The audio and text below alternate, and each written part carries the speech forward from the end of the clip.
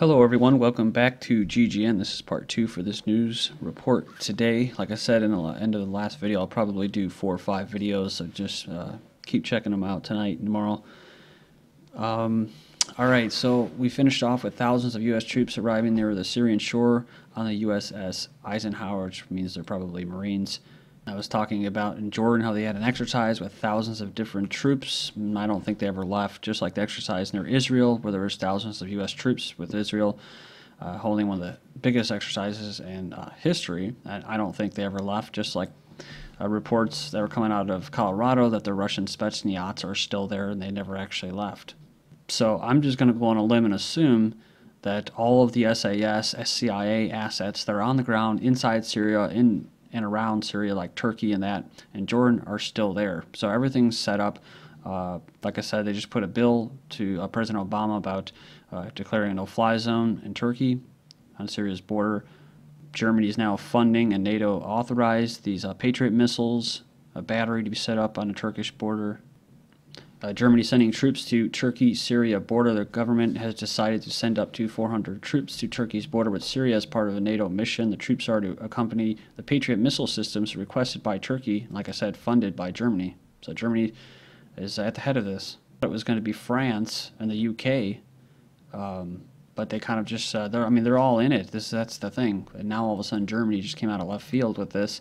U.S. French troops prepare for Syria invasion in response to chemical weapons threat. So it says this is the U.S. saying, we have special operation forces, special forces at the right posture. They don't have to be sent.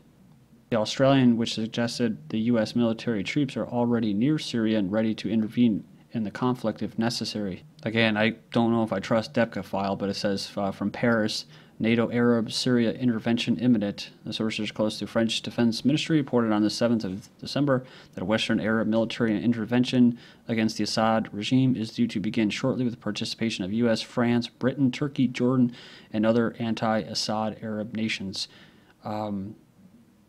Anti-Zionist Arab nations is what they should be saying. These are all, of course, pro-Zionist countries or pro-Khazarian countries. Let's not forget the big one that's at the head of this, Qatar. The references to Saudi Arabia, UAE, and Qatar's special forces. You have another source here. U.S.-led coalition, including Jordan, Turkey, and Israel, will attack Syria by land. Military coalition led by the U.S. is ready to intervene in case the Syria's regime uses chemical weapons against the rebel forces. Could include Israel, huh? So they're ready to take military action within days. This official told the Times it won't require major movement to make action happen. The muscle is already there to be flexed. So kind of confirming what I was saying. But you know, the whole thing with special forces, this is a good time or good opportunity to make this point, is that the whole thing with the special forces, it's not just about, oh, the economy, the sluggish economy, we got to slim down our forces. It's because there's no more real sovereign nations to conquer.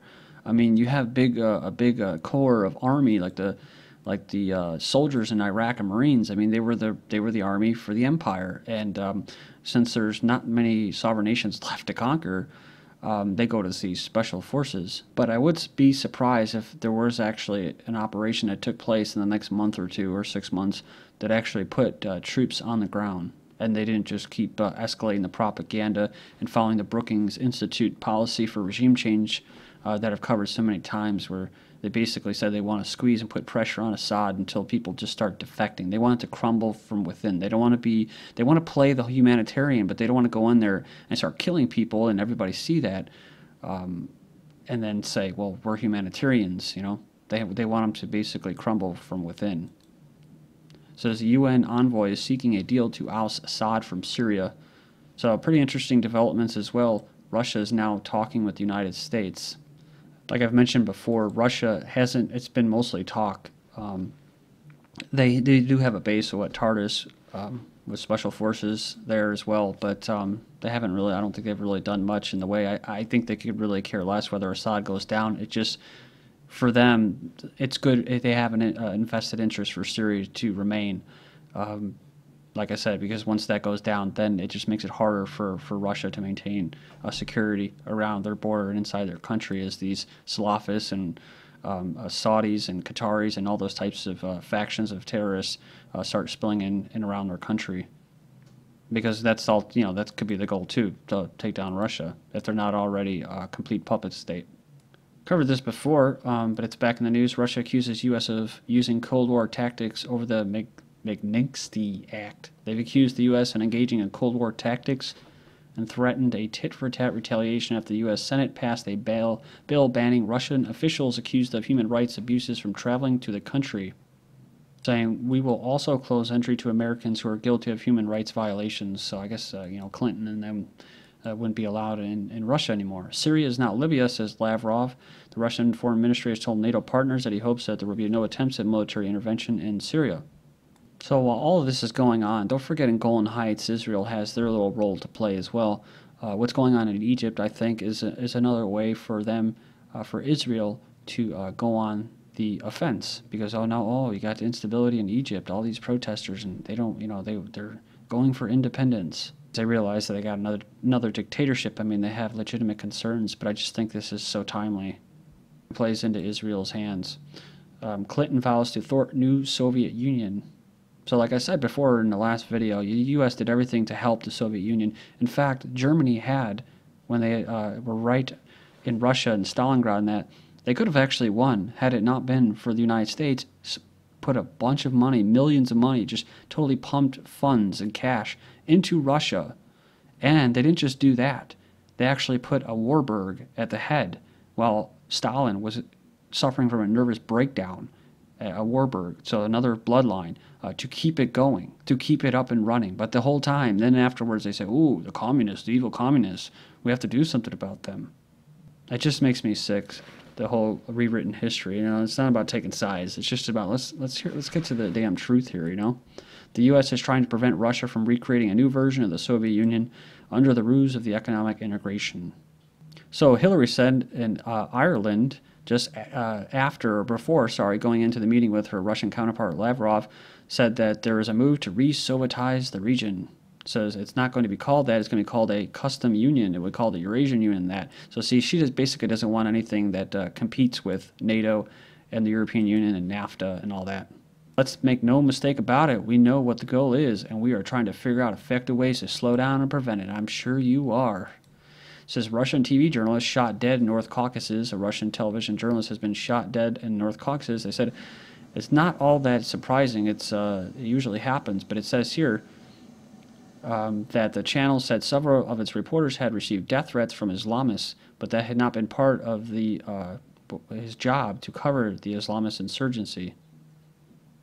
They said the latest killing did not appear to fit the pattern of journalists covering Russian corruption.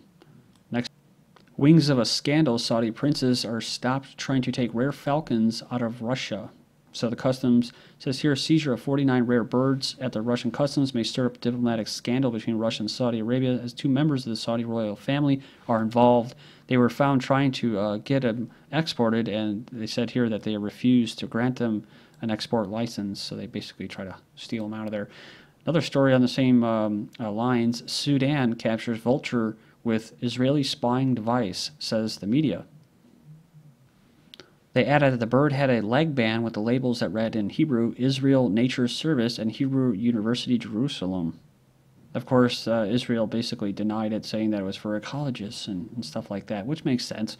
But let's not forget, just October 21st, Sudan said what? They had 4 Israeli warplanes that attacked a weapons factory in Sudan, killing at least 2 people. The U.S. sends warships as North Korea prepared rocket launch. Is this another kind of diversion? The United States is shifting 4 warships into a position onto track and possibly defend against a planned North Korean rocket launch. So they urge them to cancel it while they themselves are setting off nuclear bombs in their own country. Whatchamacallit, and of course you have Israel, one of the a big nuclear country that's basically not even bound to it at all, to the proliferation treaty, that is. But they said here it was going to be possibly canceled by snow. But the thing is that it has to do with China. They have concerns over with China and their economy and their growing power and influence. So that's probably what it's really for. Then, of course, you have this size anti-American past. The Gangman-style star once rapped about killing U.S. soldiers. So he was actually invited to the White House. So it's not like the government doesn't know about this guy. They're just basically all of a sudden putting it out there for anti-North Korean rhetoric. 2012 was the year of the drone in Afghanistan. It is interesting when you think about it. When I watched that video, the propaganda, it said, when was the last time North Korea invaded another country? When was the last time US or UK invaded another country? So with all the rhetoric and all the fear-mongering, you just have to look at the stats and look at the history. And speaking of history and stats, it says here they reveal that the U.S. had launched some 333 drone strikes in Afghanistan thus far in 2012. Let's not also forget that of all these drone strikes that kill quote, militants, any basically man in the ages between 18 and 30 or 40, whatever it is, that it's like, what, less than 1% are actually targets, terrorists, actual terrorists. NATO forces attacked Swedish aid center in Afghanistan and changed it into a jail, so that was pretty slick. The Swedish Committee for Afghanistan says NATO forces have stormed its clinic in the central Wardak province, taking over the building and using it as a jail and military command center. Next up, we have NATO attacked Afghan health clinic in serious war crime. They raided a health clinic and detained people inside and used the building to house detained Afghan insurgents in breach of Geneva Conventions, so kind of what we were just talking about. A sign that they are losing a grip on the country. They've been doing a lot of night operations, as one commenter or listener or viewer pointed out recently. 7 Afghan civilians killed in overnight U.S.-led attack. So this is the second attack by foreign troops against civilians in eastern Afghanistan this week. On Wednesday, 5 other civilians, all members of one family, were killed in a U.S. Airstrike, probably a drone strike. U.S. plans to 10,000 troops are planned to be staying in Afghanistan. A senior official that was unnamed said in the Wall Street Journal revealed a plan by the U.S. regime on Sunday, so it's not a big surprise. They got to maintain their presence there. Blackwater awarded no bid deal worth $22 million in Afghanistan. Again, not a big deal, not a surprise. I mean, it is a big deal, but it's not a surprise. U.S. Special Operation Forces have a brand new home in Afghanistan. It's owned and operated by a security company formerly known as Blackwater, thanks to a no bid deal. It says here that the Special Operations Joint Task Force in Afghanistan, created on July 1st, in Afghanistan will command 7,000 elite troops in all. And I believe in part of the article, or a different article I read, that it was the first time in history that the U.S. was renting land or renting an area from a private company. The United States is ready to offer mercenaries $10 billion for a drug war air force. So, as Cryptagon editor in that says, kill the competition and steal their drugs. There you go. Then you get a profit. Said they're unsure how private security firms will make money as the U.S. war in Afghanistan winds down. One option is to go into the drug trade and the business of fighting narcotics. But, you know, it's about killing competition. That's like what I said before about the Mexican government. They're there to take out certain drug cartels and boost up other ones and protect their interests. And, of course, intelligence agencies and these special black ops, they're actually funded by the drug trade, so they have to launder their money. It says banks are where the money is in the drug war. Big lenders face hard consequences for violating anti-money laundering laws, including the big banks such as Citi, J.P. Morgan, Wachovia, to have a common bond beyond ranking among the largest banks in the world. They've all been accused in the past 5 years of failing to comply with the U.S. anti-money laundering laws. But not one of these banks has been hit with criminal sanctions. This is all with the exception of Britain's HSBC, which is still under investigation, have agreed to pay fines for their alleged transgressions. But then look at this. HSBC may end up paying $1.8 billion money laundering fine from December 5th. Terror drone attacks secure U.S. drone empire in Pakistan. An American intelligence analyst says that Barack Obama's regime oversees assassination drone strikes in Pakistan to protect Washington's $80 billion drug empire. We are there in Pakistan to make money, there to steal, and there to grow opium, process it into heroin, and distribute it around the world, nothing else. That's right, the heroin production has gone up since 9/11 when we've gone over to Afghanistan. So that's what it's all about. Gordon does right. Unmanned drones are likely to take over Nimrod spy duties. Using the UAVs for coastal patrols and NATO operations is cheaper and less risky than developing replacement, says Defense Secretary. The military is likely to use these unmanned drones to undertake reconnaissance spy patrols around the coast of the UK and for NATO operations. Again, it's all in the name of the waning economy. It would be cheaper. It's less risky. And also they have to throw in their Egyptian references of Nimrod and stuff like that. Extreme endurance, the sci-fi works, moves out of stealth mode with ease. So it's basically a little drone that can fly through windows and maneuver around objects. So they prefer these things over ground drones. So I'm just going to stop here because I have a lot more information on drones. This is GGN, and I'm Darko. Thank you.